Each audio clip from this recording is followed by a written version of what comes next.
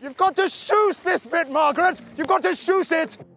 So, welcome to episode 22 of the Whiteout podcast. I'm Dom Killinger. I am publisher of In the Snow magazine. I'm very proud of it. And today, even more proud to be joined by my co-host, Rob Stewart. Rob, how are you? As always, Dom, I am great. Just returned from another ski trip to the Alps, and we're coming towards the end of March. And yeah, spring skiing. How was it? What was it like? It was good. Yeah, there's a lot of snow. I was in Teen. Yeah. There is a lot of snow in Teen. Walls of the stuff. Wow. And obviously from 2,000 meters up, there was a large quantity of snow. Unfortunately, the day we arrived, they did have a bit of rain. Oh, wow. And up to a higher level. It didn't affect the snow too much on piste, but the off-piste wasn't great. The good news is there's colder weather and more snow forecast. And with the amount of snow they've got at the moment, actually, I think April could be a really good month up there. And any resort really that's going to have skiing above 2,000 meters, which a lot of resorts have. Wow, fantastic. So yeah, the snow was generally, I'm not making it up. Honestly, there's a lot of snow there. And although conditions were spring-like, so it was a little bit hard and icy in the morning, and it was quite soft and a bit slushy at the lower slopes in the afternoon. Yeah. So sort of classic spring skiing conditions, really. But, the quantity of snow, I would say, is more than I've seen at this time of year, above 2,000 meters for quite a while. Wow. So, yeah, it was interesting. Great news. That's really good. So an exciting week for you, that's for sure. That sounds like it's been a pretty cool week while I've been chained to my desk, considering this week's podcast, this amazing podcast this week, where we are talking to the legend that is Dan Egan. Dan Egan. So, Rob, to you and me, this guy's a total legend. To the listener, some may know him, some may not. So do you want to give a quick intro to Dan Egan? How are you going to do that? How can you do that intro? You know what? It's quite easy because he is a legend. Yeah. And I've got to know Dan quite well over the last few years.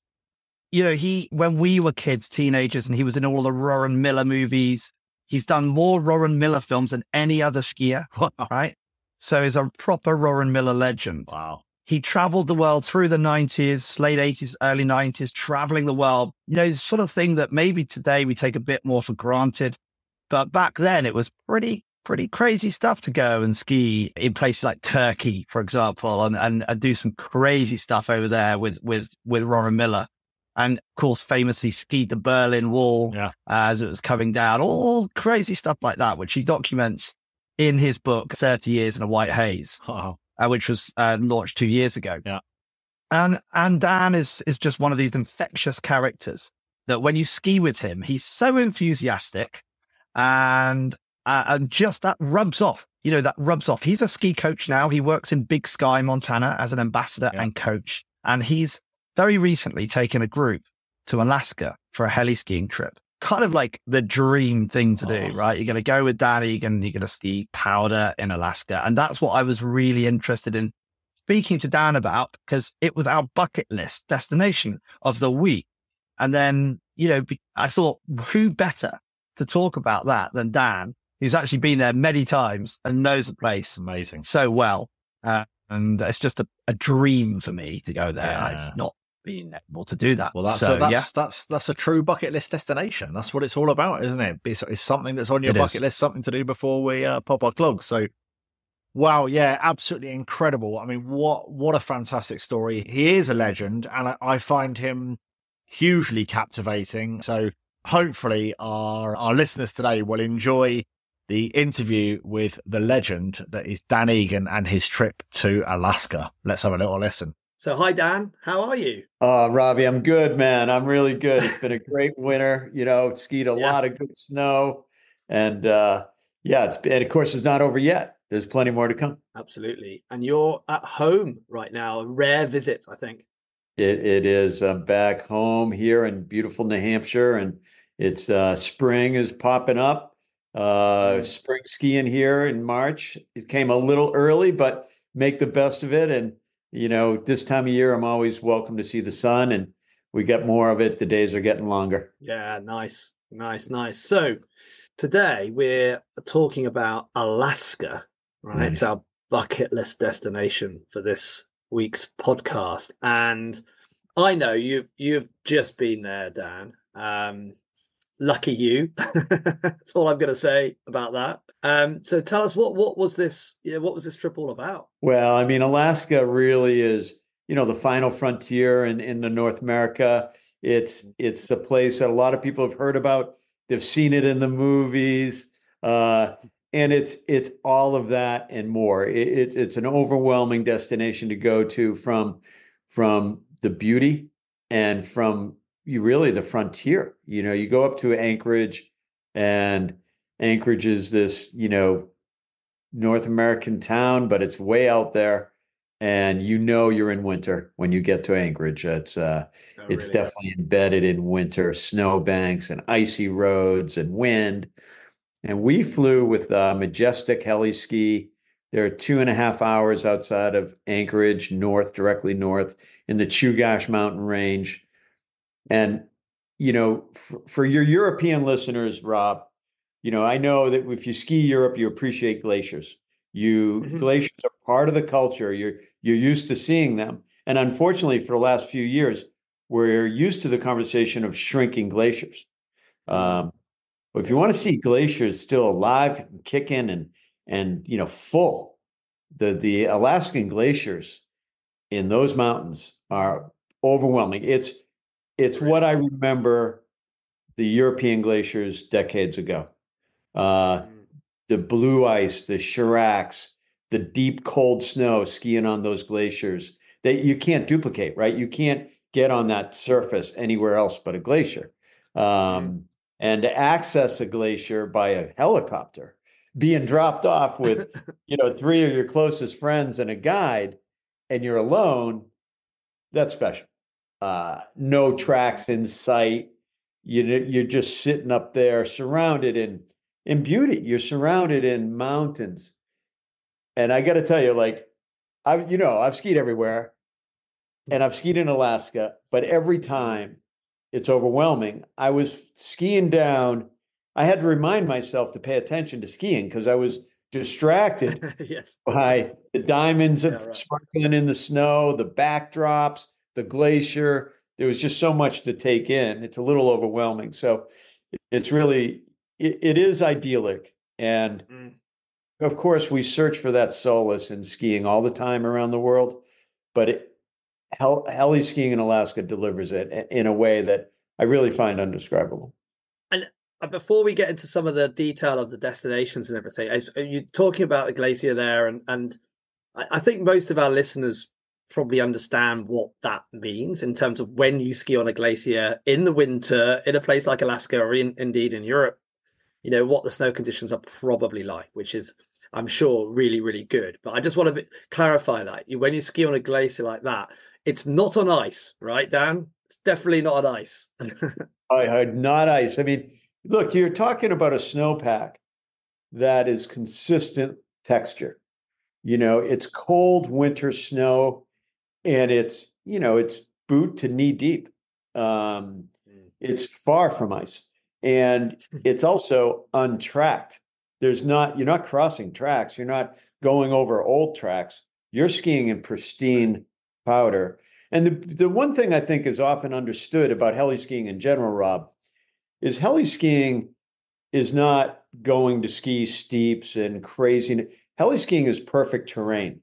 Heli-skiing, is what you dream about when you step out of that helicopter. I mean, of course, it's a little overwhelming in the terrain itself, but you're in terrain that is ready to be skied. I mean, in our group, we had everything from strong intermediates to, world-renowned experts, right? We had the gamut in abilities, and everybody had a ball. Right. And it's not about scaring yourself. It's like, you can't believe how good it is. Like, you're just like, gosh, this is what skiing should be, right? Like, untracked, nobody cutting me off, perfect powder. It's not sticky. It's not wind crust. It's blowing up in my face like you see in the magazines. Yeah, it's so fun. Like, amazing. Everybody's having a ball. And so, you know, Alaska is obviously it's obviously a state of the USA, removed from the rest of them, or most of them, and to us we look at that and it's like, whoa, it's big. I mean, it's just it's not, you know, so it's our bucket list destination, but it's also, you know, what is that destination in terms of skiing? Where can you go when you arrive in Anchorage, when you fly into Anchorage? Where is it in Alaska you then go to? Yeah, no, it's a great question because it's, you know, it's a huge state, and a lot of it's, you know, still real, you know, rural, right? It's the Arctic.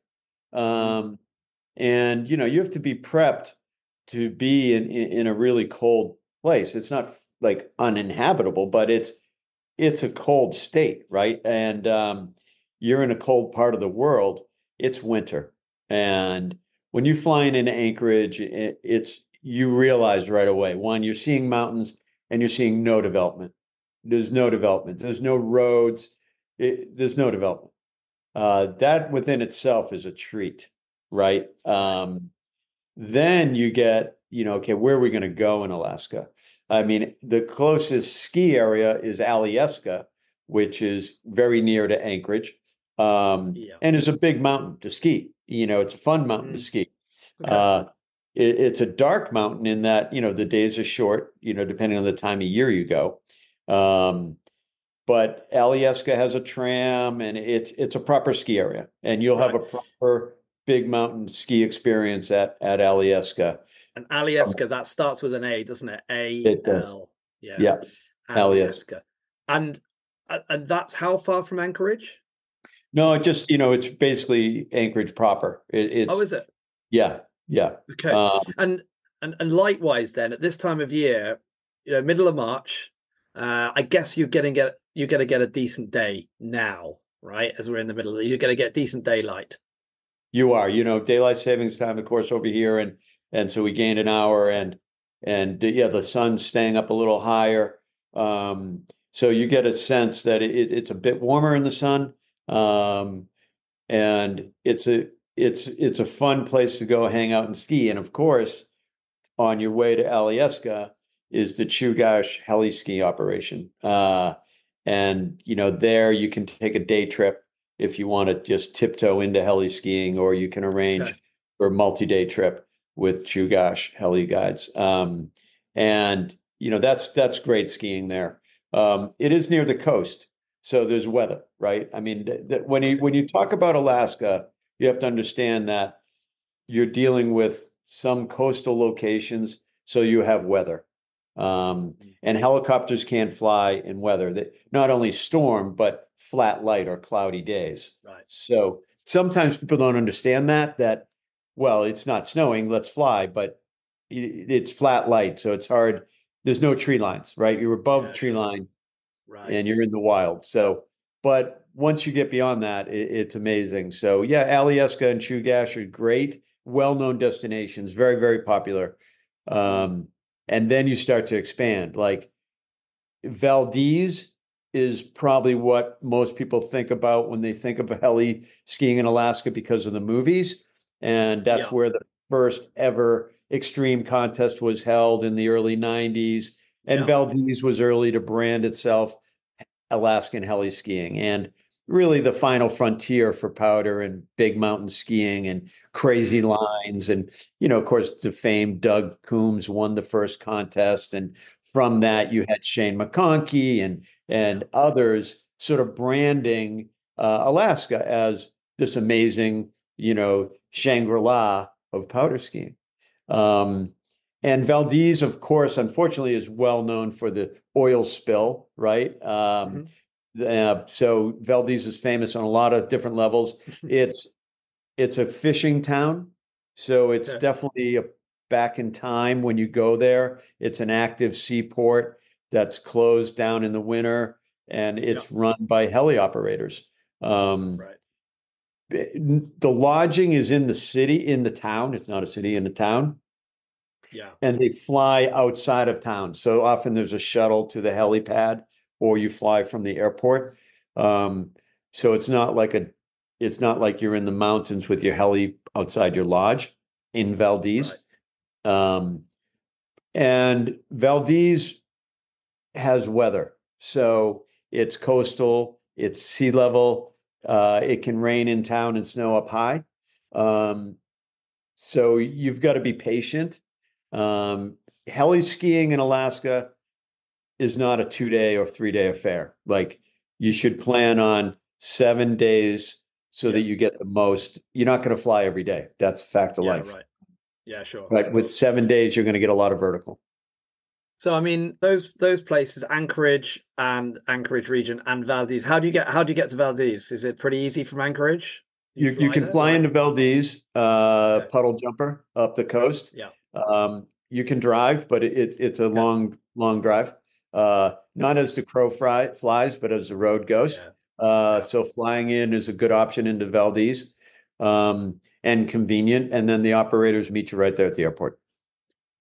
Let's say you're a skier. You've been skiing on ski holidays for, I don't know, let's say 10 years, maybe 15 years, and you're used to skiing a little bit off piste. You might in Europe you're skiing on red runs a lot of the time, but you can handle a black run. You do a little bit of off piste skiing, or you've tried some off piste skiing. Is that the sort of person that could still say, look, I'm gonna go heli skiing in Alaska, or is that just way beyond their ability level? I guess the question comes down to how's your ability in moguls and powder for varying terrain. To me, that's sort of the test for intermediate skiers looking for adventure. If you can ski fall line through a bump line, not a zipper line, not a competition moguls, but if you can find your way down and you're okay with adjusting to terrain, if you can ski powder and link some turns together without stiffening your lower leg, over rotating your upper body, if you can stay on your feet, what you're going to find in heliskiing is that skiing's a lot easier because the pitch of the slope is perfect, the snow is perfect, and once you get used to the idea of skiing in powder, but what's been lost, Rob, in the last couple decades in big mountain skiing is we've overtaught carving.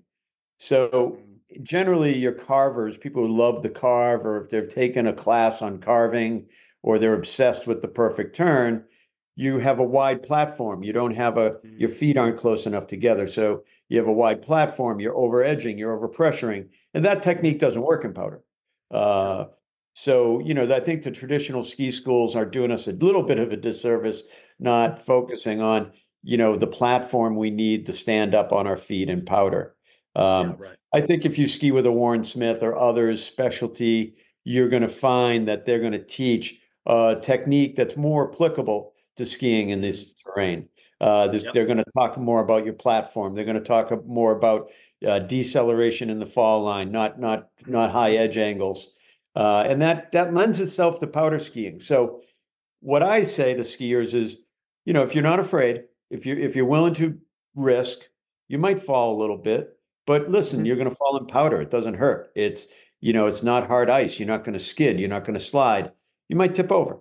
Stand up and do it again. This is an experience you don't want to miss, because this is the ultimate skiing experience, is skiing in uninterrupted powder. This is the dream. And, when you look at the land map of Alaska for heli skiing options, you have Valdez, right, which has sort of cut its teeth in the early 90s. You have Cordova, right, which is Points North Heliski, which is legendary. You've seen it in the Warren Miller films and all that stuff. Great staff, great owner, beautiful lodge, amazing access to the mountains, right? And then you have Haines, Alaska, and up in Haines, you're inland a little bit, so you're not getting that coastal weather. You're getting a little less rain. You're getting, might get some clouds, of course, but you're not getting the wet snowpack. So you might fly a few more days, in those 7 days. And then where we were with Majestic, just 2+ hours outside of Anchorage, really the reason why we chose Majestic is their percentage of days are higher than everybody else. They have Okay.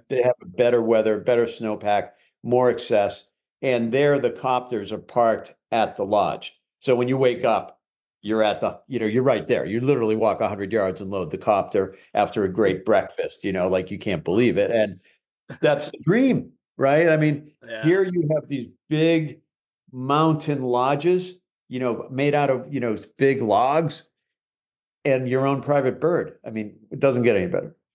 So, I mean, is that a kind of typical setup then? If you're gonna go for a week of heli-skiing in Alaska, you stay in a lodge like that somewhere that the helicopter is attached to. Take us through a sort of typical day, not necessarily the skiing itself, but around the skiing. What's the accommodation like? What's the sort of experience like of being there in Alaska? What's the food? What do you do? I mean, that's hard to get a head around if you're used to going, on a ski holiday in somewhere like Val d'Isere or Morzine or St. Anton. We understand how that works. Alaska is a very, very different experience, I guess. It's still, this is what I love about it. It's still, it's a mountain experience, right? One, there's no crowds, right? So that alone, you're isolated and is calming.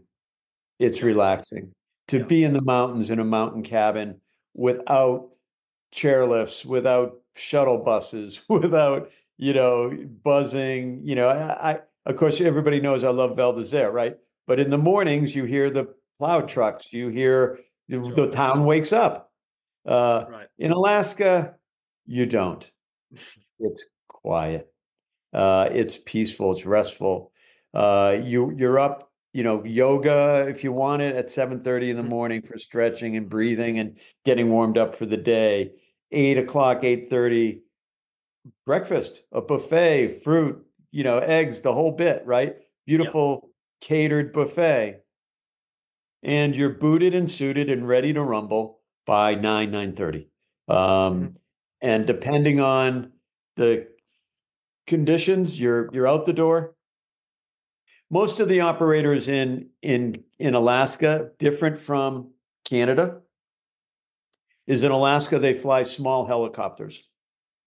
Oh yeah. So you're flying in groups of one guide and 4 clients. Yeah. One helicopter will service 12 people or 3 groups, right? And so that's a really nice pace. They take you out in the morning by group. You start skiing in this rotation. You're not waiting around. The bird is there for you. And that morning routine is really nice, right? There's a boot room, your backpack, your airbag is there, your avalanche beacons are there, and the guides are there, and they're talking you through the day.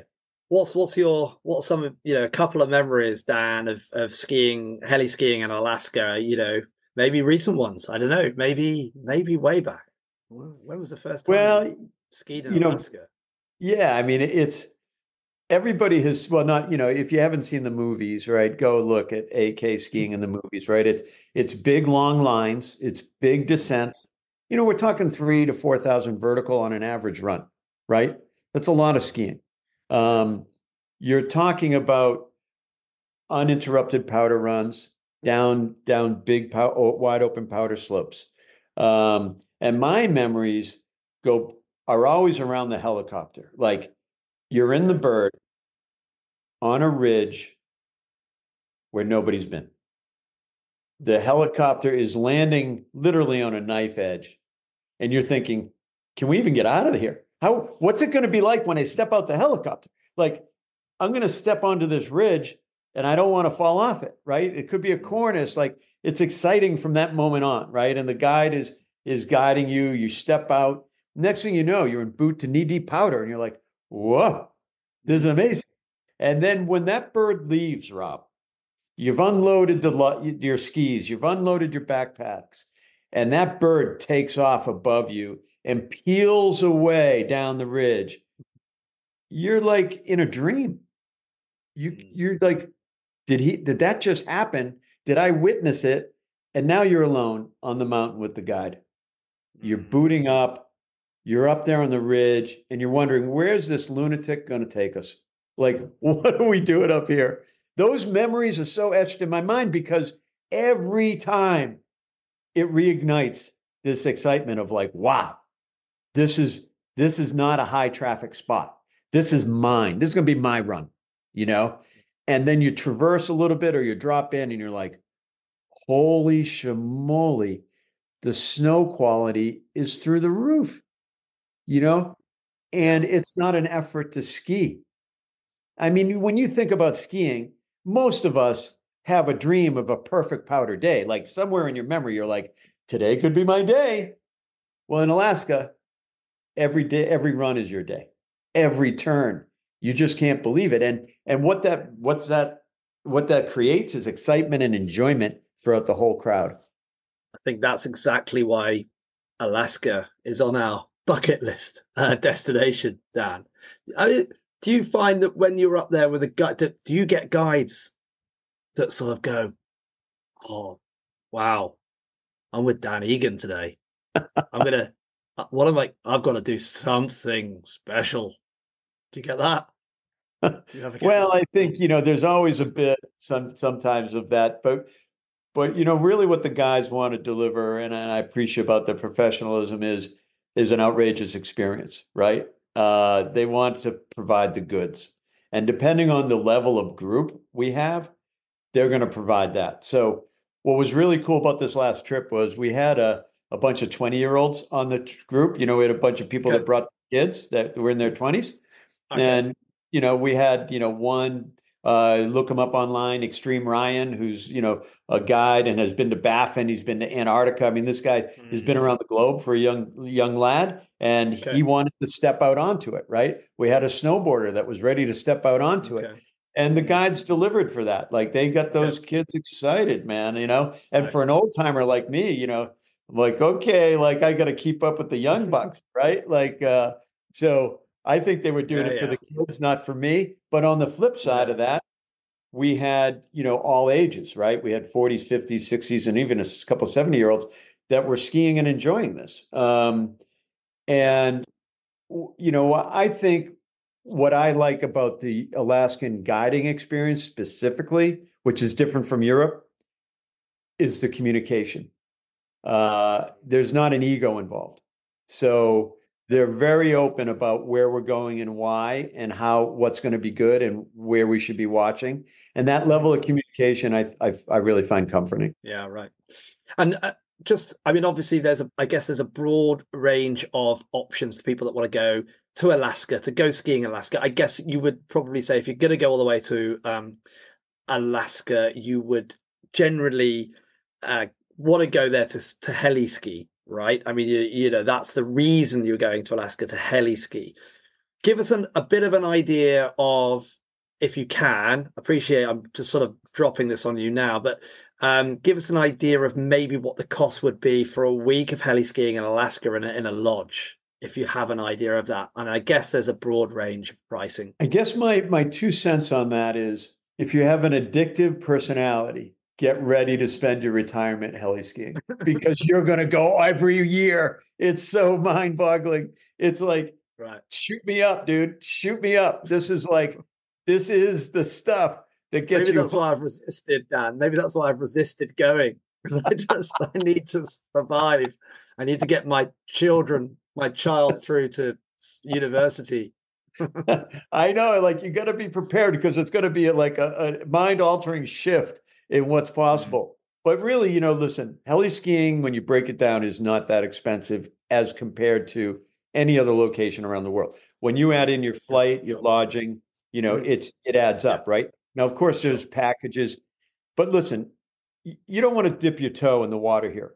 If you're going to go heliskiing for a day, here's what a typical day of heliskiing is. If it's only one day, you ski low-level terrain, and you get 3 or 4 runs, and it gets better throughout the day. The last run's amazing because they want you to come back. Okay. But when you go skelly skiing for 4, 5, 6, 7 days, they don't play those games. You're there on day 1. You're going to ski great terrain, right?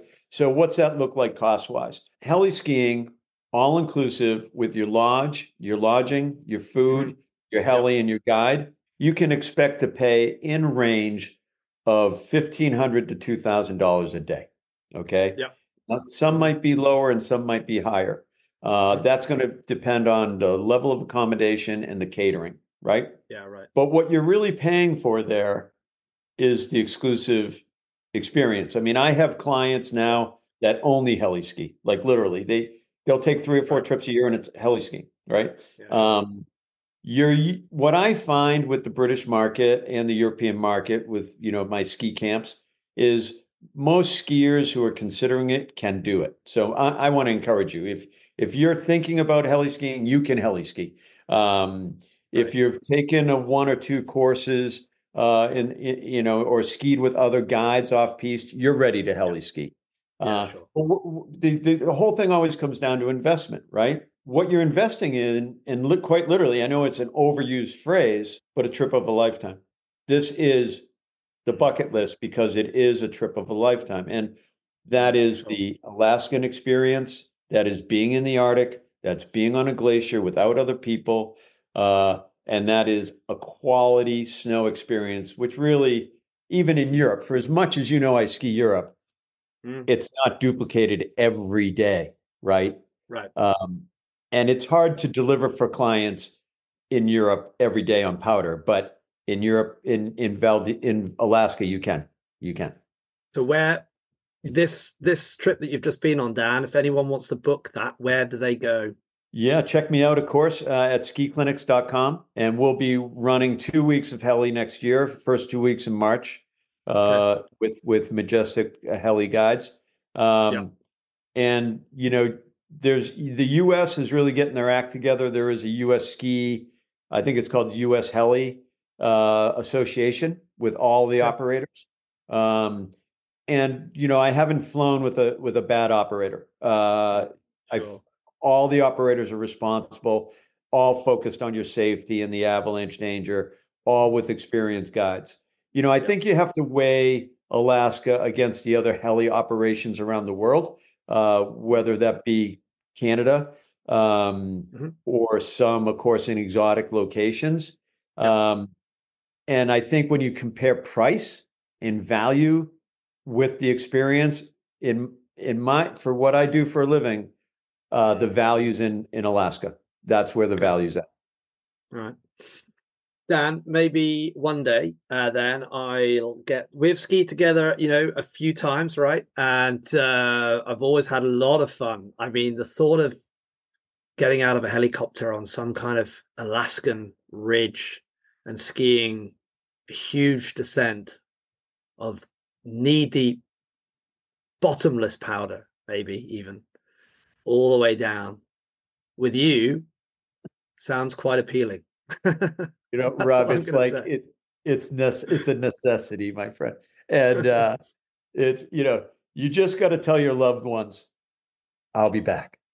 I swear, I'll be back.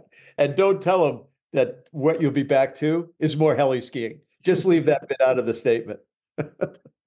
Right, I'm saving now. There you go. It's my first pound in the piggy bank. Love it, dude. Right. Thanks, Dan.